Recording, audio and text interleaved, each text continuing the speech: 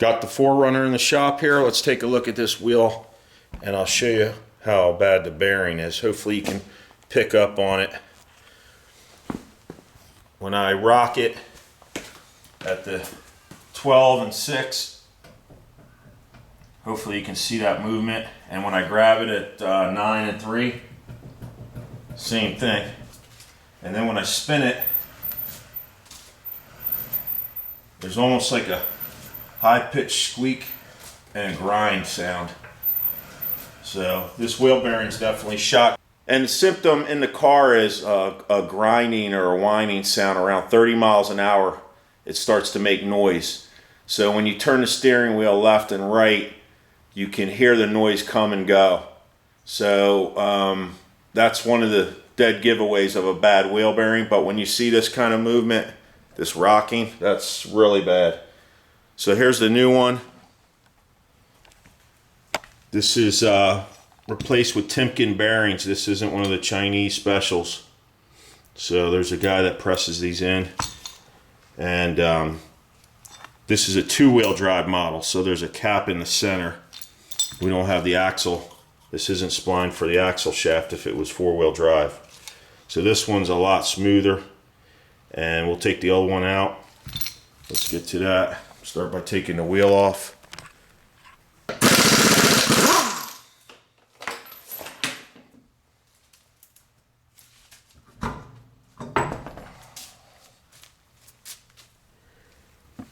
So I turned the wheel a little bit to the left, the steering wheel, so we can get easier access to these caliper bracket bolts. And I got a bungee cord, and take this bungee and we'll just hook that onto the side of the truck here. We don't want the weight of the caliper putting pressure on the hose. You got to remove this bracket here, which has the hard line for the brakes, and the bolt is a 12 millimeter. It's right there, so remove this.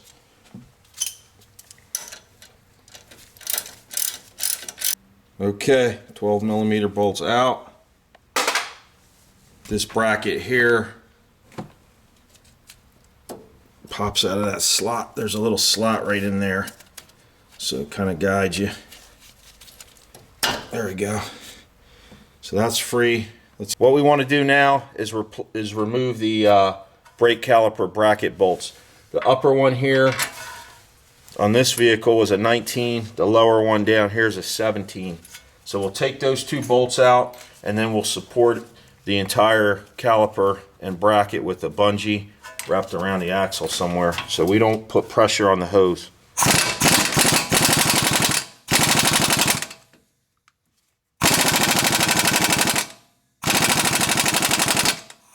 Couldn't get this one off with the impact by itself, so I got a breaker bar on here. I'll do it by hand.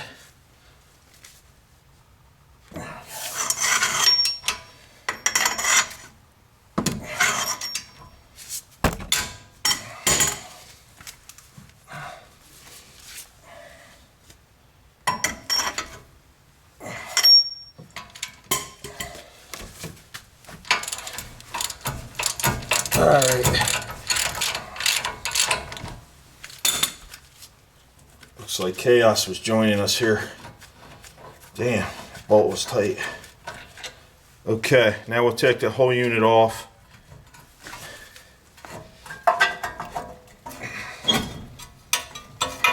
Okay. I've got the caliper hanging here at the upper spring. It's hooked on, the bungee's hooked on here, comes down here and hooked into there. Okay, let's take the rotor off.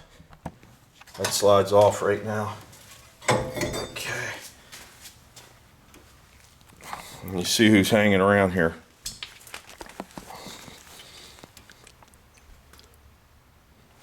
Yep, chaos. Okay, here's the bearing. You can hear how bad it sounds. That's not good at all, right? So we've got 4 bolts that need to be removed. 2 up here, 1 here, 1 here, and then there's the same thing at the bottom. There's 2. There's one here and one on the other side.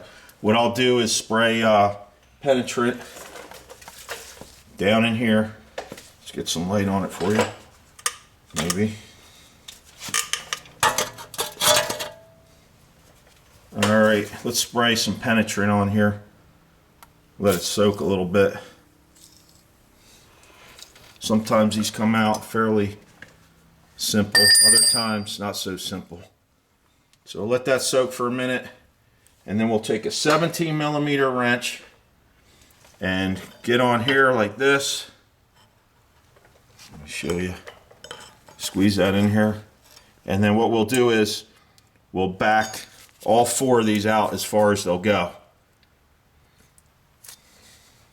Alright, let's get these bolts out. Got my wrench. Got a soft blow hammer here. And I'll just start. Of course I have safety glasses on. And we'll start taking these off. Just loosen them all up one at a time. And then I'll show you the next step.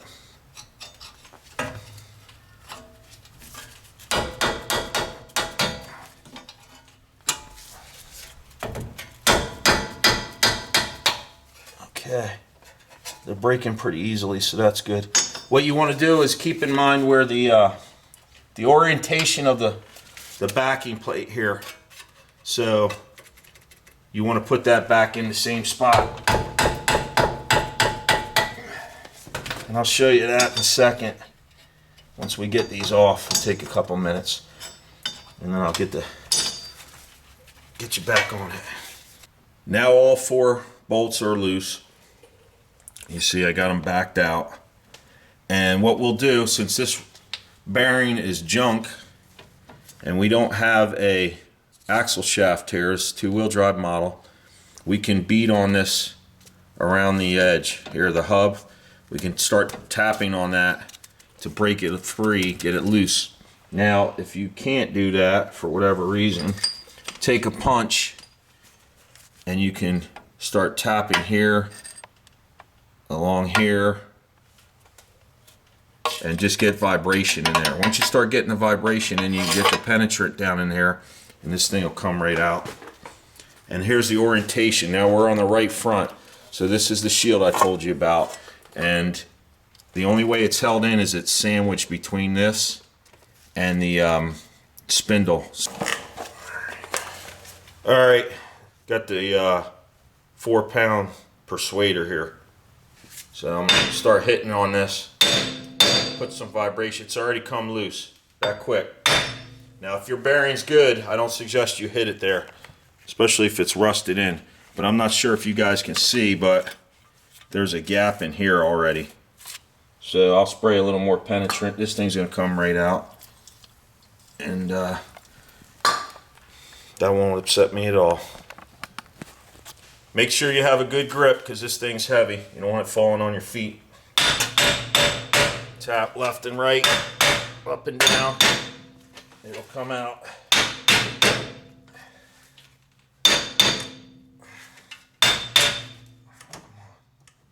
Damn it.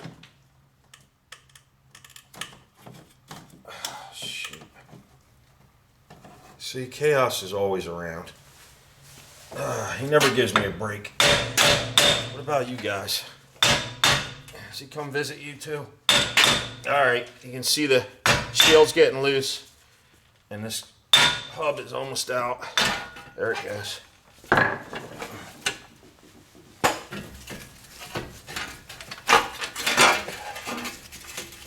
Okay. Alright. So here's the hub, and here's your shield. I'll show you a little trick on the shield in a second.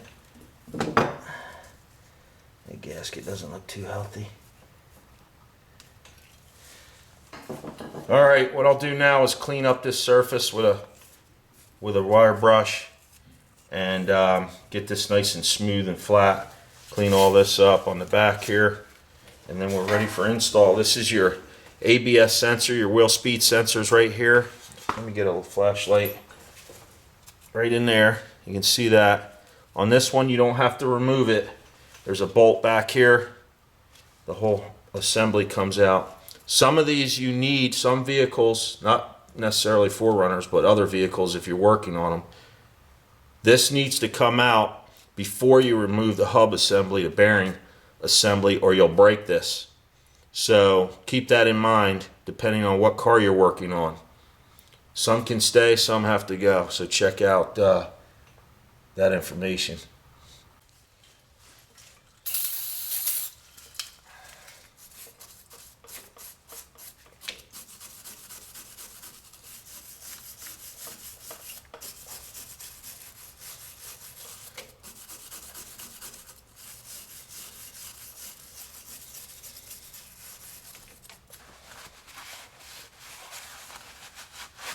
And then I'll take some sandpaper and just hit this,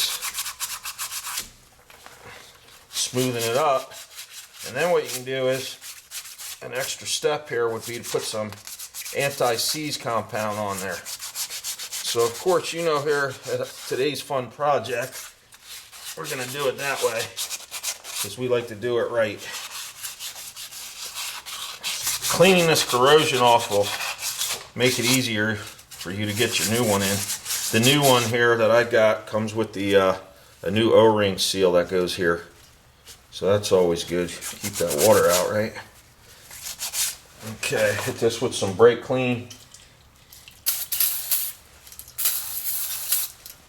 Alright. And it doesn't matter which direction this goes in. This back here, these four are all lined up even. They're all the same.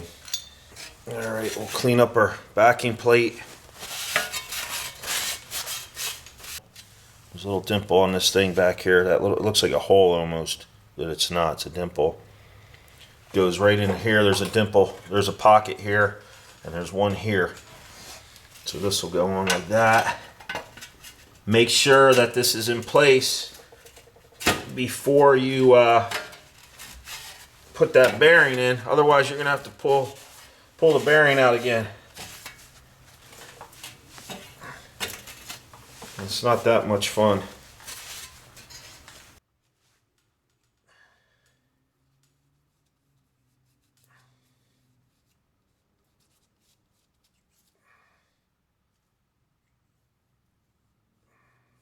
Okay, so the hub's about to go in. What I'm gonna do is put some thread lock on these bolts, these 4 bolts. Just put a drop on each one. That's a good idea. The blue stuff. We got the blue stuff on the threads. Take our backing plate, put that in position. This is where 3 hands would be nice, right? And then slip this in. Hopefully you guys can see what I'm doing here, or at least get the idea. And then let's get these bolts started. Be careful not to cross thread them. Just take your time, you know, one at a time here.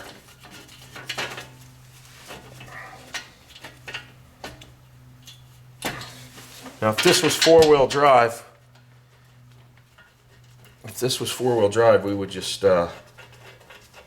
we would just have the axle shaft coming out of the center. There's a dust cap here. We would pop that dust cap off, and a 36 millimeter nut. You have to take that off.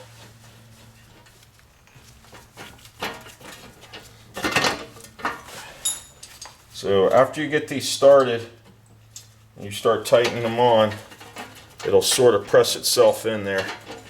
That's why you want to be sure the backing plate is on, because it's a bitch to take the bearing back out because you forgot a step. Don't forget the step. Alright, these get, we're just going to snug these up now. These get torqued down to 59 foot-pounds, which means it's tight.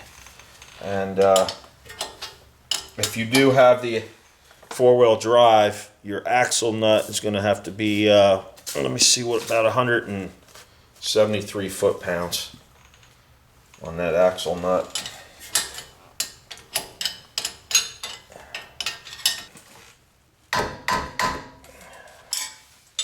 All right, so listen to this new bearing. No noise.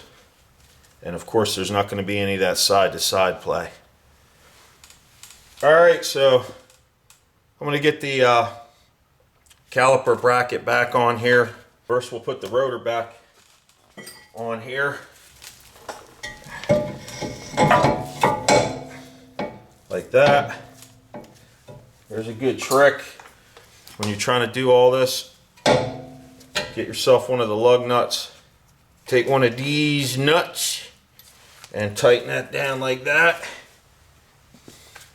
So that'll hold that steady for you while you start to play with the caliper bracket. The upper one was a 19 millimeter, the lower bolt was a 17. So let's get those torqued on there. We'll put the wheel back on, and then I'm going to take it for a test drive. It should be quiet and smooth, and I'll get back to you guys at the end. We'll wrap it up, and we can say goodbye to him.